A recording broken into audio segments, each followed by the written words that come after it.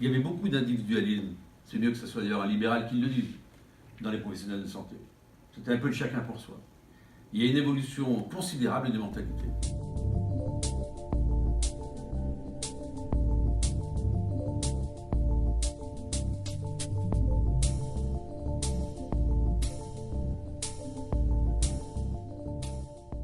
Notre région, on parle toujours de ses points faibles. Hein.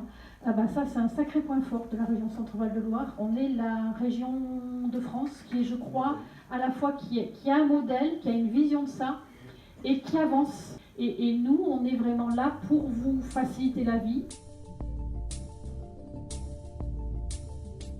À l'heure où la question des territoires ruraux s'affiche ces derniers jours dans les médias, je profite de l'occasion qui m'est donnée pour rappeler combien la MSA est présente sur les territoires.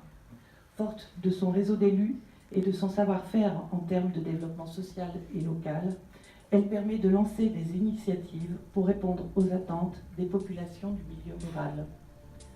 La signature de la convention avec l'URPS aujourd'hui en est un exemple.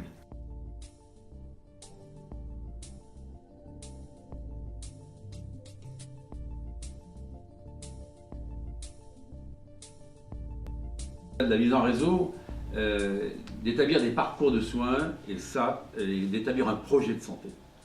Et ça, c'est quelque chose également extrêmement novateur, puisque les difficultés courantes en région Centre-Val de Loire, n'est-ce pas, Madame la Directrice Générale, j'en parlais avec la ministre hier après-midi, on les rencontre partout. Et que la santé est un tournant.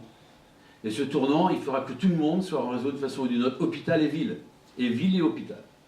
C'est le seul moyen pour que l'on puisse demain apporter une réponse. Et d'ailleurs, vous savez que j'ai l'honneur depuis ce matin d'être le rapporteur d'une commission d'enquête parlementaire sur l'accès aux soins sur tout le territoire et sur l'évaluation des politiques publiques, dans un esprit uniquement constructif, transpartisan. Il n'y a pas lieu de faire des politiques sur ces sujets-là, c'est tellement important. Je rappelle simplement le préambule de la Constitution, qui normalement précise que l'on doit garantir l'accès aux soins pour tous nos compatriotes.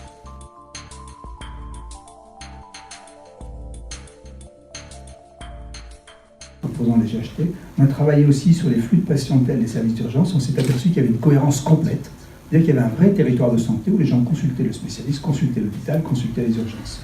Et c'est ce qui a servi un petit peu comme modèle et qui a permis d'accélérer. Quand on a confronté qu'avec Loche, où on avait pendant 5 ans fait du porte-à-porte pour voir qui voulait travailler ensemble, qu'on a vu que les deux choses comportaient, qui ont permis d'accélérer un peu le processus et d'avancer.